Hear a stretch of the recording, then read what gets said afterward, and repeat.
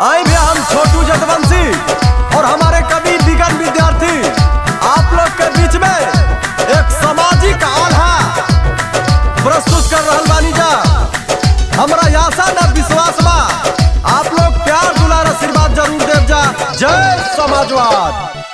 पहिला सुमिरन मात पिता का, गुरुवर बंधु का ध्यान लगाए, सदगुरु चरण है दिव्य पूज्य की, ज्ञान की चुनरी दिए वो हाय, अपनी कृपा से सदगुरु अमृत सुधारस है दियो बरसाए। एक कथा मैं और सुनाऊं, सुनिए पंचो ध्यान लगाए, प्रांत बिहार कैमूर के अंदर दुर्गावती थाना लगले बा, सर्वमान जहाँ है पंचो, कृपालपुर गांव सुहाय, पिता राम के यर यादव जिनका।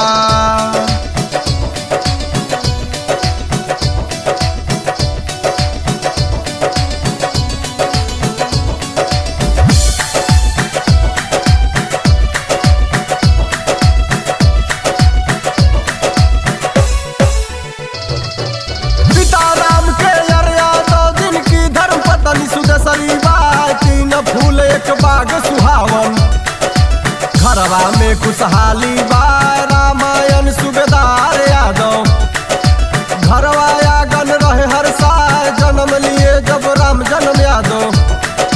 नया साल सोमवार दिन बा 1925 के दिने, 1 जनवरी रहे हर साल, पहलवानी का शौक लगा है, नित दिन सुबह अखाड़े पर जाए, कहने लगे सब लोग लुगाई।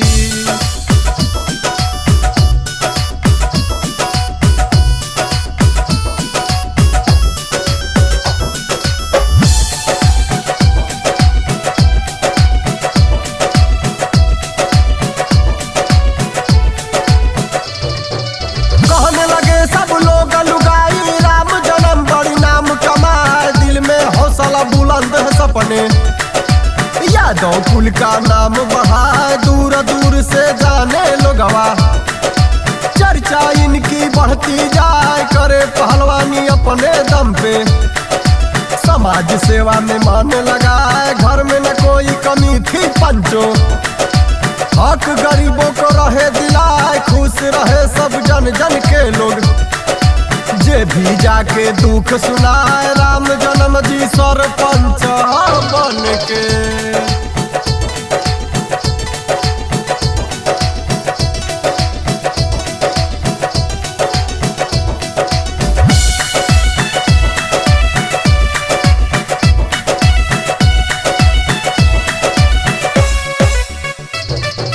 राम जन्म जी सरपंच बनकर सबको रखते थे समझाए, एक दिन की बात है पंचो, सब लोग इनको कहते आए, 40 गांव के लोग लुगाई, सब कर मनवा गई हर साए, एक एक वोट देकर पंचो, सरपंच पद से दिए जिताए, हक अधिकार का लड़े लड़ाई, कोर्ट कचहरी सगरी जाए, बन गईले जनता के सेवक, राम जन्म जी रहे बताए, इधर पहलवानी चमका था पंचो।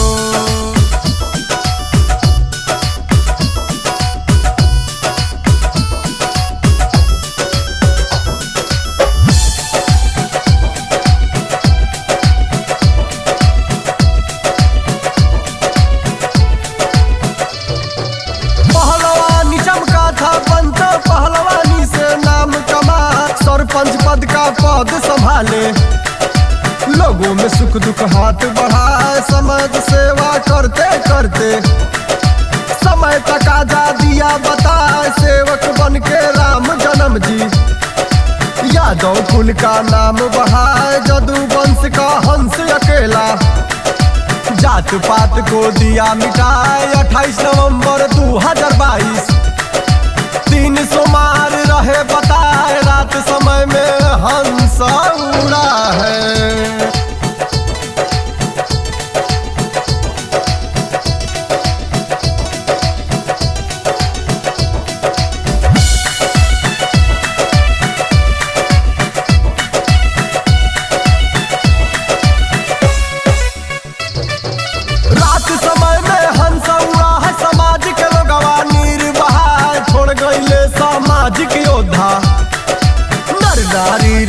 आंसू बहाए जे भी सुने धावल आवे। नैनों में आंसू भर जाए नेक कर्म का नेक कमाई। सब धन यही धरती रह जाए रोवे सर्व समाज के लोगवा। छोड़ के कहवा गईले पराए देते दिल से सच्ची श्रद्धांजलि। बिगन कभी रहे पुष्प चढ़ाए कथा सुनाए छोटू जादू बंसी।